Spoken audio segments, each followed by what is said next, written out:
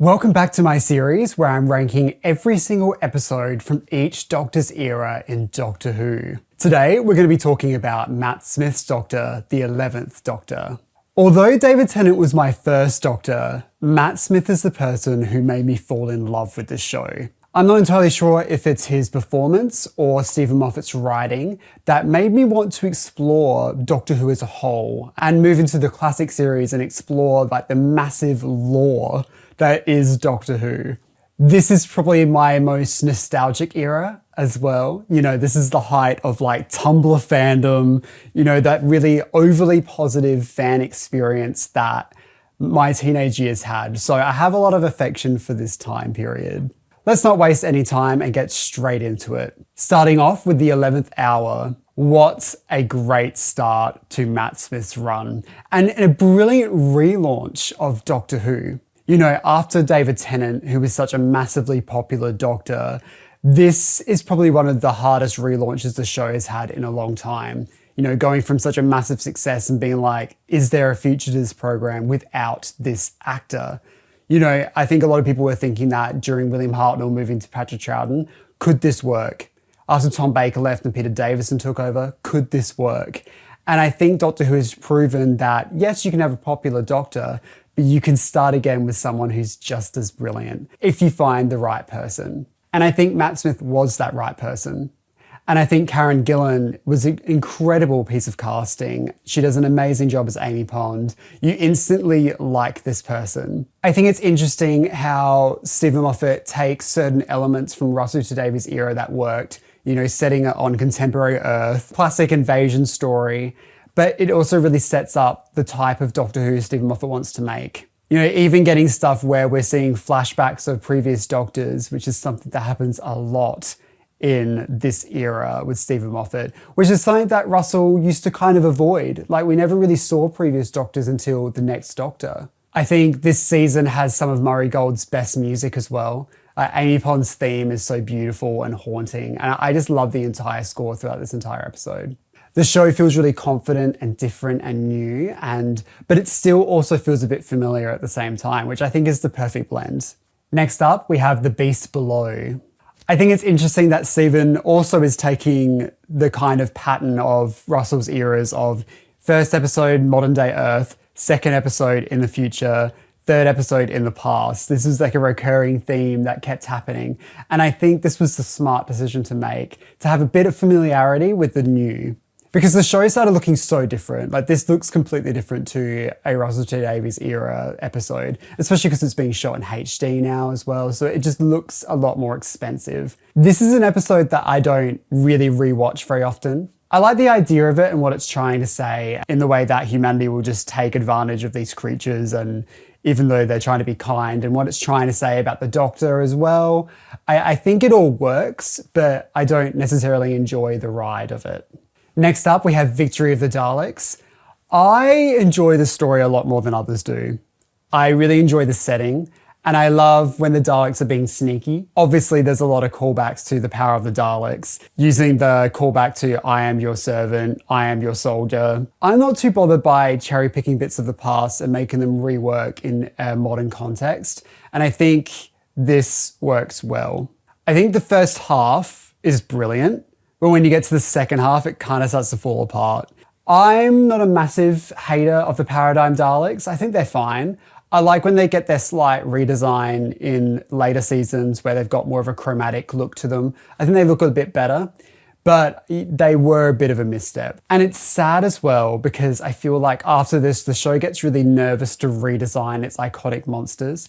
We got redesigns of the Cybermen a few times, but that's about it. The Daleks really went straight back to how they were, and we haven't changed them since. So I'm worried the creators of the show feel like they can't experiment and try new things with their iconic characters, and I think that's a mistake.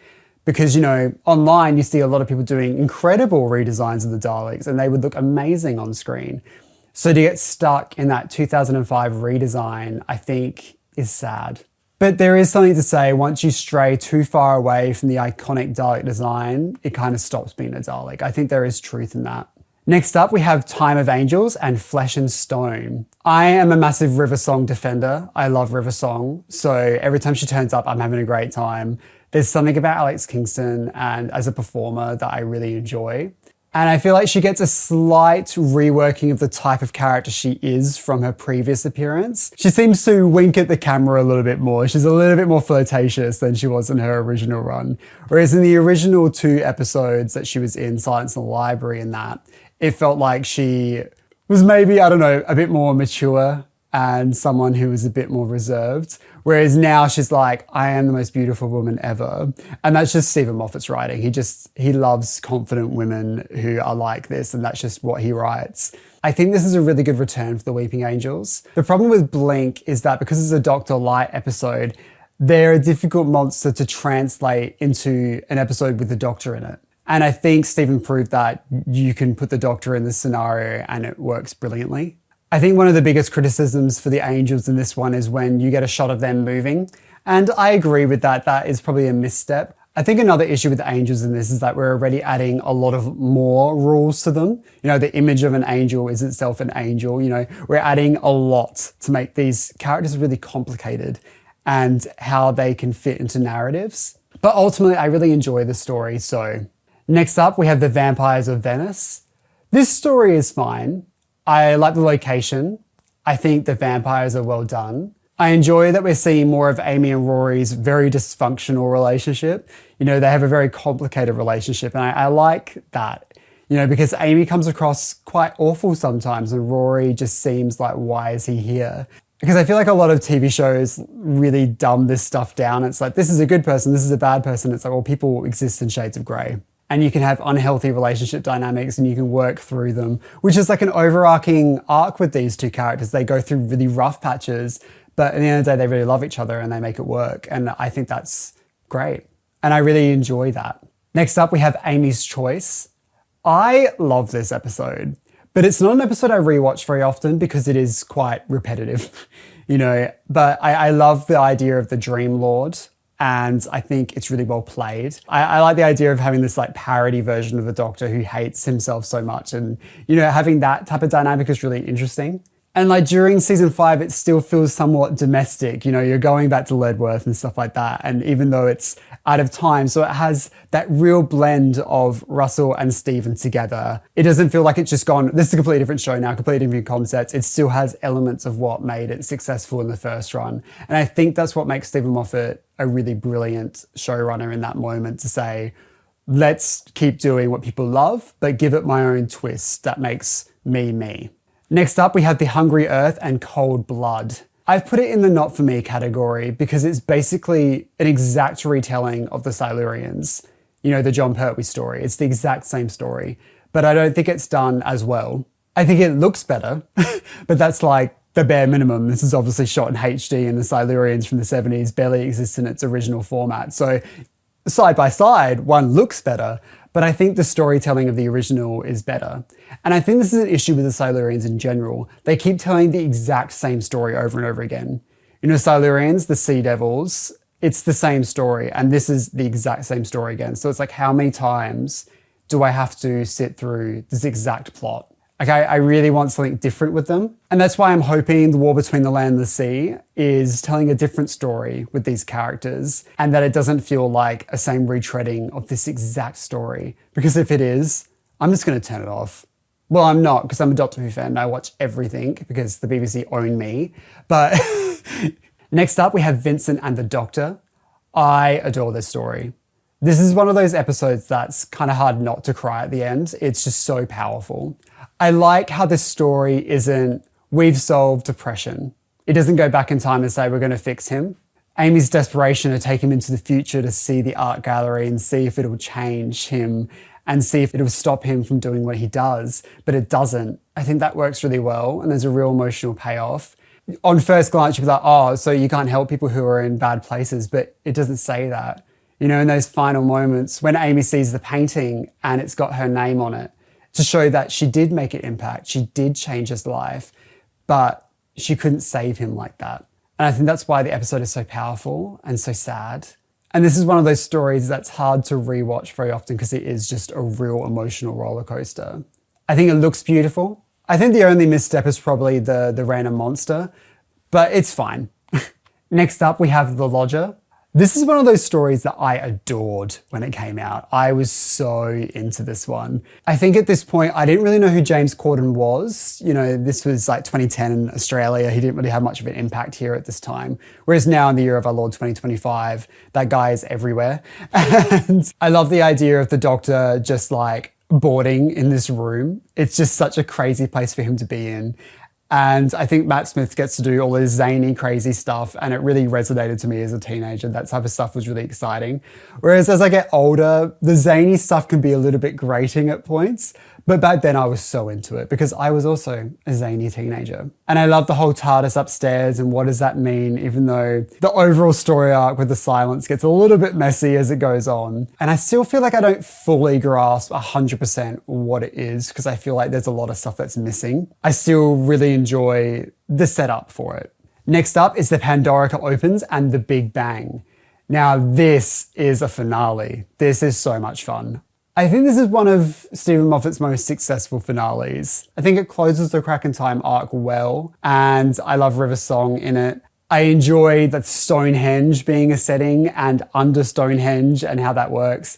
And the creepy Cybermen in that. I think that's one of the more effective Cyberman scenes in the new series. And I just love the idea of like the helmet like clamping and stuff like that. I think it's so sick. I know a lot of people get annoyed at that because they're like, oh, that's not how the Cybermen work. They take your brain out and yada, yada, yada. But I don't care.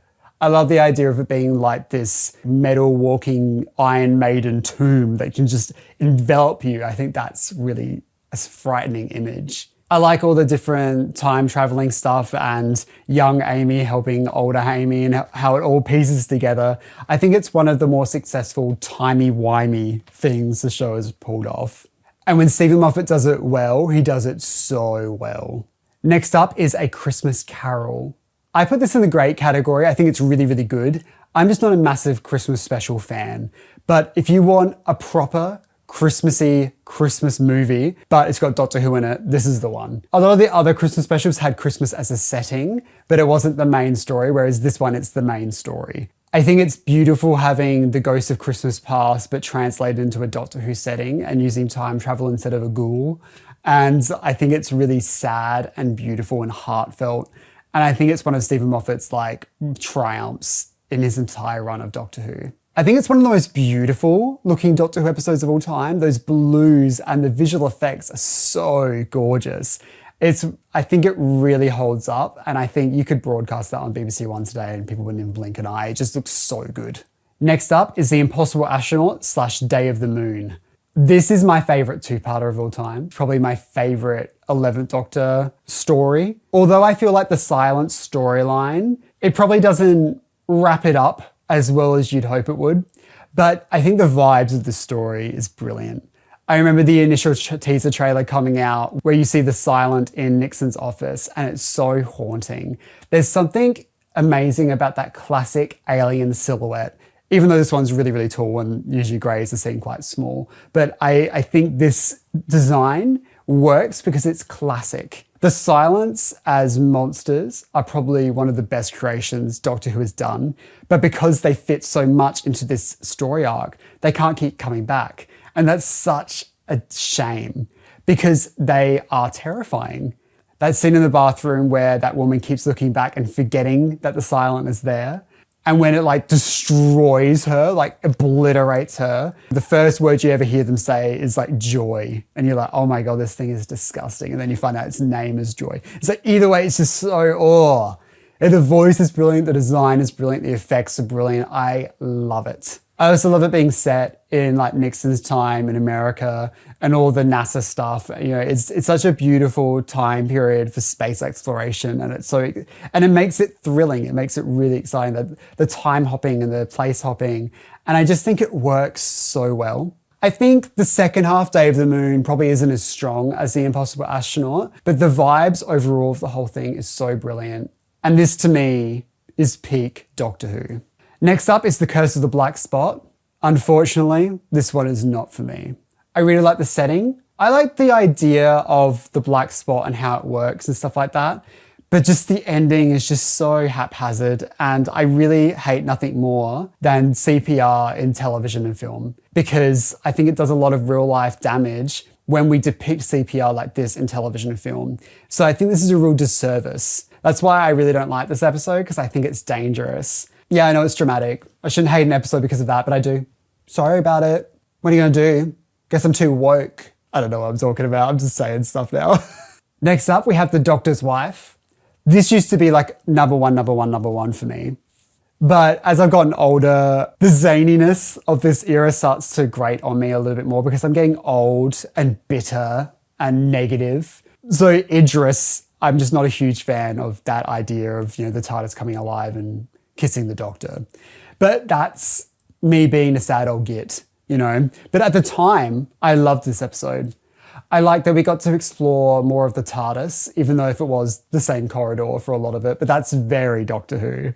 I love the setting of having it in this little bubble universe, like just outside of the main universe. I think that's great. I think it looks brilliant. I love this junkyard planet. It's so beautiful to look at. I think House as a villain is really menacing, and having the Time Lord cube or whatever it's called appear, and the Doctor thinking, oh, there's someone out here, and seeing that hope drain out of him.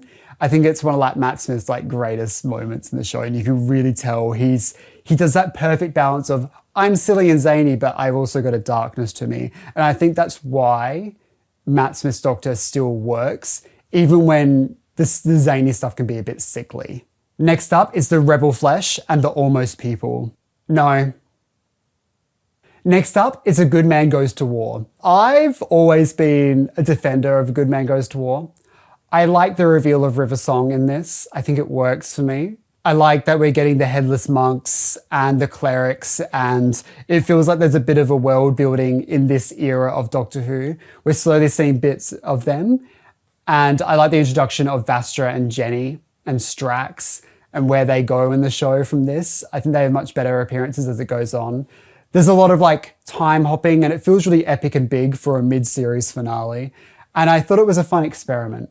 I haven't mentioned, I'm a Series 6 defender. A lot of people hate this season. Series 5 is where I fell in love with Doctor Who, but Series 6 is when I was like crazy. I was like a crazy rabid Doctor Who fan. So I loved all of this. So I'm ranking this stuff a lot higher than other people would because of nostalgia, I think. Next up is Let's Kill Hitler.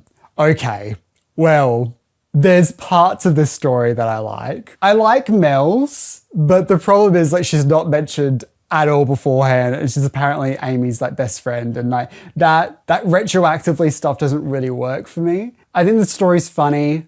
I think the conclusion is silly. I do enjoy watching this episode. I think it's an enjoyable watch for its camp factor, and I adore River Song, so she can do no wrong. Once again, I'm a River Song defender, so this story is fine. Next up, we have Night Terrors. This is an episode that has all the right ingredients, but it's for some reason just doesn't taste good. I like the design of the creepy monsters. I think the child actor does a good job. I like the setting. I just don't think it's as scary as it promises, and it just doesn't really excite me. Next up is The Girl Who Waited. This episode is horrifically sad. I remember when this episode first came out, and I was like bawling. I was crying so much. It broke me. And that's why I don't watch it very often, because it just makes me cry. It's so sad. I feel like this is one of those stories that people don't talk about that often, but it's brilliant. But maybe people are like me, they don't want to watch it because it's too sad. I love the world building, the idea of someone who is dying, but they get to prolong their life in this place. And it feels like something that could happen. Like it feels like a Black Mirror-esque idea, And seeing Amy and Rory in this and their dynamic is heartbreaking. And older Amy having to like sacrifice herself. And I love that scene where Amy is talking about how beautiful Rory is to her. And I think that is just so amazing. The whole thing really is a 10 out of 10 for me. This is one of the best of the best. And I'm surprised I don't think about it that often. Even doing this tier list, I was like, oh my God, why don't I talk about this episode? I love it. So yeah, this is a really, really great one. Next up is The God Complex. This is similar to Night Terrors for me. It has all the right ingredients, but it just don't taste good. I love the setting of this creepy hotel that is like endless and weird. I like the mystery of like what's behind the Doctor's hotel room door, like what would scare him. And although they tried to do a reveal of that later on, I don't remember what that even was. I don't think it needed it. I think it works knowing that the Doctor is scared of something. There's something out there that makes sense to him that would be behind that door. Once again, Doctor Who attempts to do a Minotaur, and I don't think that is its strength. And this is probably the best execution of it, and it's still not that great. But yeah, ultimately, this one doesn't work for me. Wish it did. Love those who love it. Next up is Closing Time. I think doing a sequel to The Lodger is a difficult ask. You know, this is a tough assignment. But adding the Cybermen is something that makes sense. Setting it within a mall, a department store, is really funny, and I like that setting. And having this Cyberman ship at the bottom of it works for me. All that stuff is great. Where it falls apart is the conclusion. You know, we're falling into that trap of love saves the day. A father's love can save the universe. And I just think that stuff is so weak and it's just silly. And it's disappointing because I feel like we don't really get many like Dalek and Cyberman individual stories that's just about them anymore. You know, they're usually just like an army as part of big event episodes. You know, the Daleks and Cybermen are in Power of the Doctor and stuff like that. But they don't really have their own individual filler episodes, you know, the run-of-the-mill Doctor Who story where the Daleks are in it, you know. And I feel like this is a sad Cyberman story. Next up, we have The Wedding of River Song. And this is fine. Is it a good story? No. Does it wrap up the series well? No. Do I love River Song? Yes. I love the setting of the idea of like all of history is condensing and all of time and space is getting weird and rewriting itself, and you know, having this unit base within a pyramid is a really beautiful idea, and I think they've done a good job at executing it as well. I think this episode works in a couple of different ways, but overall as a package it doesn't work. It falls apart. The silence are brilliant in it. Amy and Rory's dynamic is interesting in it, and how she doesn't remember him and bringing that back. You know, we're constantly getting their storyline of like, do these people love each other? How much are they willing to fight to be together to show that, no, they do love each other? And that's the overarching story of Amy and Rory. And I think ultimately we know for sure that they do love each other deeply. I think what doesn't work is the conclusion to the Impossible Astronaut storyline of the Doctor gets shot. It's not a trick. It's not a trap. But then it is a trick because it's just the Tesseract. And it's like, well, yes, but it's hard because like all of the interviews beforehand was like, no, that's the Doctor dies there. And it's like, well, not really. The Doctor is in the Tesseract, but the Doctor in the Tesseract doesn't die. So the Doctor doesn't really die. It just doesn't really work. I think if it wasn't marketed towards that way, maybe people would be more receptive to it. I don't know. Either way, it doesn't ruin The Impossible Astronaut and Day of the Moon for me. I still think the tone of those stories still works, even though it doesn't get the payoff that people were really hoping for. And I think that's why a lot of people don't like this season, because a lot of the season relies on that and the tension behind that story arc. And when it doesn't get paid off in a way people like, then people aren't going to enjoy the season as a whole. And I get that with other seasons. Like I get a little bit annoyed with Judy's first season because I really hate how it ended. I hate how that story arc got resolved. So, you know, I get it. And I respect why people don't like season 6 because of that. Next up is The Doctor, The Widow and the Wardrobe. One thing I'll say about this story is that I think Stephen Moffat was like, well, the last Christmas special was based off a famous piece of literature. Let's try and do that again and give it a Doctor Who twist. Great idea, great concept, but I just don't think this really worked for me. If you're a little bit drunk on Christmas Day and you're watching it, it's a good, like, sad, tipsy thing to watch, even though that's not something I really want to do ever. But I think the payoff at the end does emotionally work, even if it, once again, is a mother's love saves the day. Okay, sure. I just don't love that type of conclusion for a story. I think if you're someone who doesn't really care if a story makes any sense, you can just enjoy it as the emotional beat that it is. Was that really the nicest thing I could say about this? If you turned your entire brain off and pretended to not care, you might like this. I was trying to think of something nice to say. That's not even nice. Next up is Asylum of the Daleks. This story has always annoyed me. for a couple of different reasons. The first reason is that it was marketed as like every Dalek ever is back. And then it's clear the director was like, I'm not putting those ugly old Daleks in my shot. And it's like, well, why did you even advertise it that way? And not to mention these old Daleks are covered in cobwebs, so you can't even tell what Daleks they even are. So I really think that was a bit of a failure, and I don't know why they even attempted to market it that way. Just have the normal Daleks if you're going to do it. It just feels really baffling and odd. And then they're talking about Daleks from Spiridon, and then you're seeing new series Daleks, and you're like, well, why even bring them in? Why even bring them in? What are you doing? Go home. But the biggest thing that I don't like about the story is that you have Amy and Rory going through a divorce, like they're really unhappy, and then it gets resolved within 45 minutes. Like, what? Yeah, I just don't think that storyline really works for me. And then it's like back to normal. It's like it never happened. It was like, well, okay. Like, I understand if they were going through a rough patch or something, but like going through actual divorce papers and stuff like that, like that's serious. That's not something you fix in 45 minutes, Next up, we have Dinosaurs on a Spaceship. I despise this story. I also have like this strong connection to the story that I watched it with a bunch of my non-Doctor Who friends because it just came out and it was just something to watch as it was broadcast. And I was like, this is the most embarrassing thing I've ever sat through in my entire life because it was just not good. I don't like Brian. I don't like Rory's dad. I don't think he's interesting. I think it has too many characters, and this is a foreshadowing of Chris Chibnall's era, where there's like a million characters and no one has time to actually be a real person. It's a bunch of 2D people who have 5 lines of dialogue and stand in the background of scenes. This is not how you do television. It's like he took A Good Man Goes to War and he was like, oh, it's great when there's heaps of people there, but doesn't know what to do with them. This is why I do not like this story. Next up, we have A Town Called Mercy, and this is fine.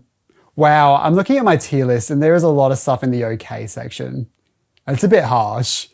But yeah, A Town Called Mercy, once again, has a lot of good ingredients, but don't like how it tastes. I love the location where they filmed it. It looks so good. But I don't really care for the villain. Yeah, I think Doctor Who and Westerns, for some reason, just does not have a good track record. Even though I love the gunfighters. Is it a good story though? No. Next up is The Power of Three. This is a story that I never really resonated with. I don't really get the appeal of it whatsoever.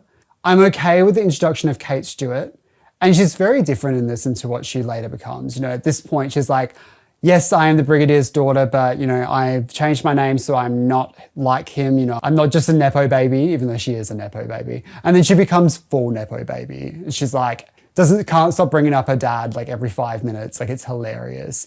But at this point, she is her own character to a certain extent. But maybe it's time I give this episode another go. I haven't watched it for a long time, so maybe it feels a bit different now. And if anyone's saying, oh, you're a Chris Chibnall hater, I ranked 42 really highly, actually. So get over it. And I like Torchwood Season 2, so I like Chris Chibnall's writing sometimes, so I'm not being a Chris Chibnall hater.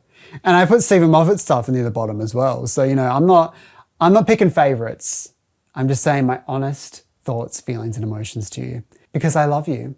And I would never lie to you, baby. Next up is The Angels Take Manhattan. This story is quite good. I think Series 7A is where Doctor Who starts to get its pacing wrong.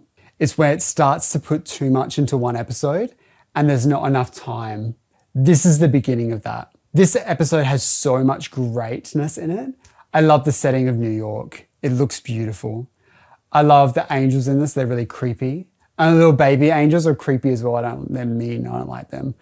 I like all the time travel stuff and how that works and how the Doctor can't go to them, even though it's a little bit silly.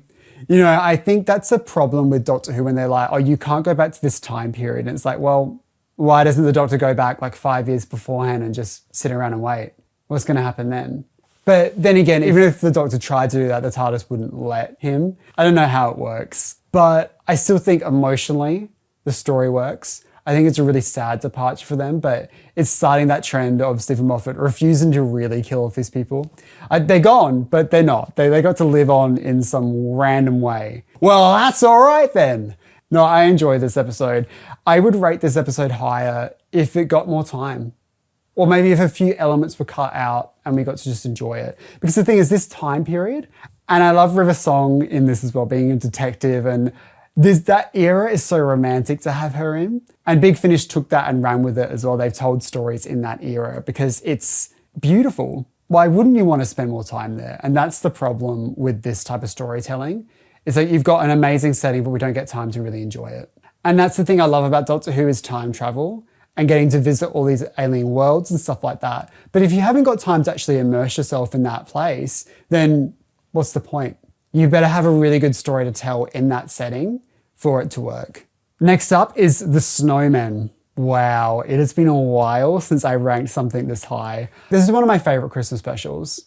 I think it has that perfect balance of being beautiful, Christmassy and snowy, but also having like a really good story attached to it. I think it sets up Clara as the impossible girl. As much as you might hate that storyline, I think it works here. I think Stephen Moffat's really good at setting up these story arcs and these mysteries, but paying them off, he struggles a little bit. But I feel like that could be Doctor Who as a whole. You know, whenever it tries to do story arcs, it doesn't usually succeed. It's a very low clearance rate. And I think it's something maybe the show should maybe avoid doing in the future. Maybe doing more subtle ones like Bad Wolf, whereas there's hints to it, but it's not relying on the entire series to work off this one conclusion. Even if you look at the classic series, you've got like the Key to Time, that kind of ends on a sour note as well. So yeah, I just think maybe Doctor Who should avoid them. I love the return of the Great Intelligence. I think it's so funny to have a sequel episode where one of the stories is missing and one of the stories is missing an episode. And they'll be like, you know what, let's do a sequel to it. That's hilarious. I love that. I think it goes to show that the Great Intelligence is such a great idea that you'd bring it back even though the audience is unfamiliar with who it is. I think it's sad that the Yeti didn't come back with them, but I think the Snowmen themselves work. And later on we have the Whispermen, which are basically just like diet versions of the Silence, but it's fine.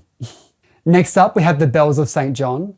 I'm a Bells of St. John truther. I think it's basically a modern remake of the War Machines. I think it moves at a good pace. I think it reintroduces Clara in a good way. And I like this version of Clara as it goes on. When she's with Peter Capaldi, I think she shines more. So I enjoy later Clara more, but I'm okay with this Clara.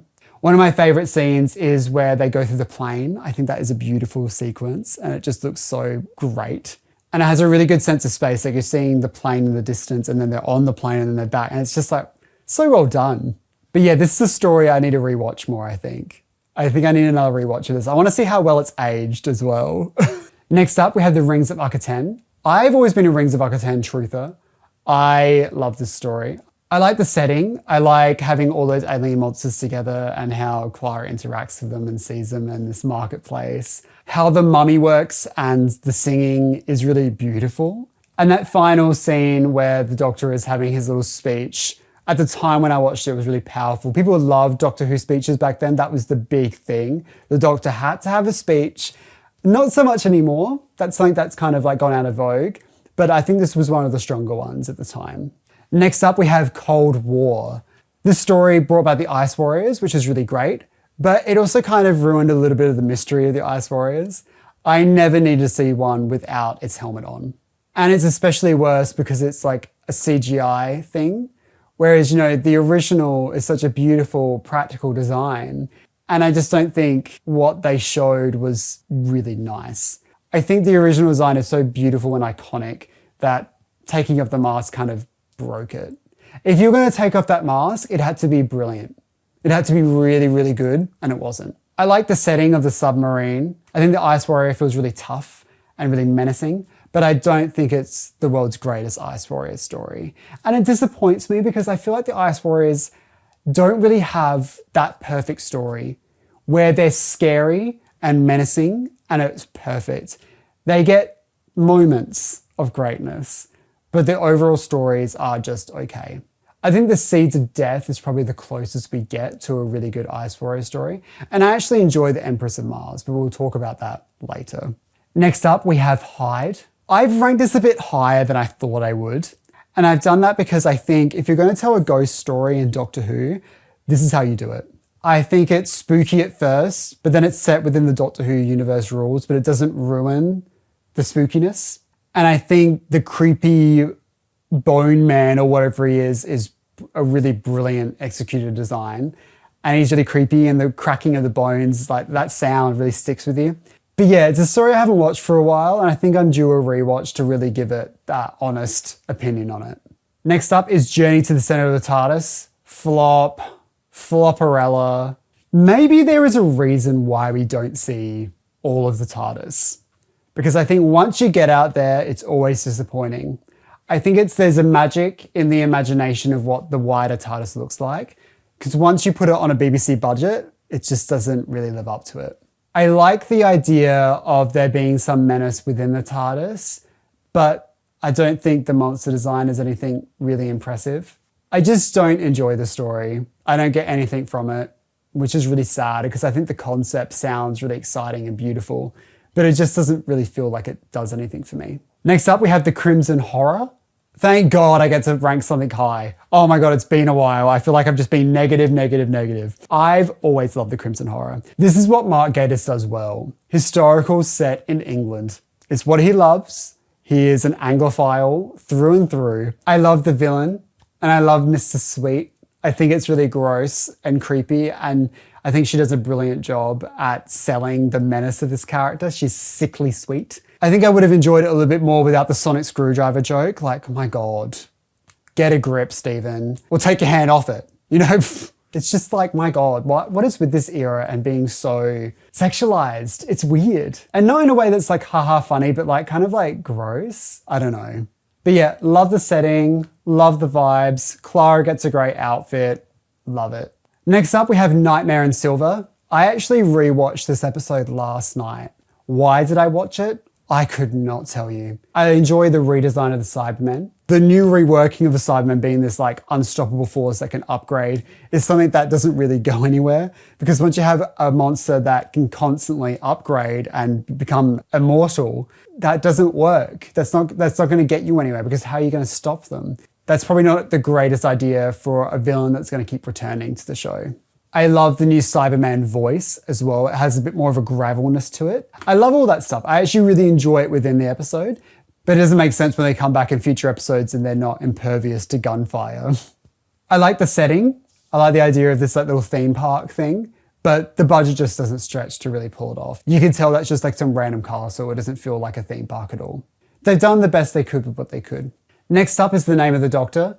This is a story that I've always really enjoyed. I think that's because it's a little bit fan wanky. I enjoy the great intelligence in this, and I like the return of the Paternoster gang. Is that what they're called? The Paternoster gang? I don't even know. Jenny, Vastra, and Strax, I like having them in this. I like how it closes the arc of The Impossible Girl. I think it's smart they just wrapped it up to that one season, that half a season even, and they said, that's it. Now she's Clara, she's normal, she's great, we love Clara. And that's when I think she really starts to improve, when she stops being like a mystery. I think the reveal of John Hurt at the end is one of the most exciting moments as a Doctor Who fan at the time. So I love how this sets up the 50th, and it feels really big and exciting. Like, this is a really great time to be a Doctor Who fan. Next up, we have The Day of the Doctor. This story, to me, is good, but it's not my favorite. I love seeing David Tennant and Matt Smith work together. I think they're great. I think the Zygons are underused to the point where I don't really love them being in it. I think The Day of the Doctor had an impossible task, and it was to make like the perfect anniversary special to sum up the entire history of the show of 50 years. And that is a really tough thing to ask. Limiting it to just David Tennant and Matt Smith works, because once you get too many Doctors, it can get over the top. I think John Hurt does a really good job as the War Doctor, but I guess it was kind of the genesis of muddying the Doctor's timeline and how many Doctors they've been. And I think that is like, that really annoys me with the show, because it makes the Doctor less special. I think if there's millions of Doctors, then who cares? There's no importance to it. But I think having this one as the once off was okay, and I enjoyed the mystery of it, but I think it would have just been better if it was Paul McGann or Christopher Eccleston. It would have worked better, 100%. But because you got John Hurt, he's such a brilliant performer, it's great as it is. And last off, we have The Time of the Doctor. This one is difficult because we've got 2 episodes in a row that are really tough to do. You know, you've got this anniversary special where you have to sum up 50 years of Doctor Who, and now you have to say goodbye to a very popular Doctor after David Tennant. You know, you've got Matt Smith, who was really popular, especially in the US. You know, so saying goodbye to him and giving him a proper departure is tough, especially when you have a lot of plot threads that have not been finalized. You know, because I think the original plan was for Matt to do one more season after the 50th, but he declined. So Stephen had to like wrap up a lot of the Silent story arc in one episode, and you can tell. And I think that's probably the most disappointing part about this episode, because I love the idea of Trenzalore. I love the idea that the Doctor's like, you know what, I have to stay, I have to fix this. And seeing the Doctor age over a very long time and how that affects Clara, I think that is a really beautiful image. And I think his regeneration, the scene itself works really well. And overall, I like the story. But it's like the Day of the Doctor, it's an impossible task. You're never going to get it perfect. But I think they did a pretty good job. And that's the Matt Smith era. My God. What do you think of my ranking? I'm really surprised about how every single category seems to have the same amount of episodes in it. And I'm a little bit disappointed that I haven't got that many in the best category, because I really do love this era. And that's the thing as well, like with this era, it's like sometimes I'll love the overall vibe of it and the characters, but the individual episodes themselves aren't my favorite. Because if I think back on I would probably rank this era a lot higher than what this list shows. So yeah, it's a bit weird doing it episode by episode. This era is what made me into the Doctor Who freak that I am today. So it's always going to mean something really important to me. So yeah, what do you think of this era though? Let me know in the comment section below. Do you agree with my list or not? Am I completely wrong? And next time we'll be talking about the 12th Doctor, played by Peter Capaldi. Okay. Don't forget to click below to subscribe to the official Josh Snares YouTube channel.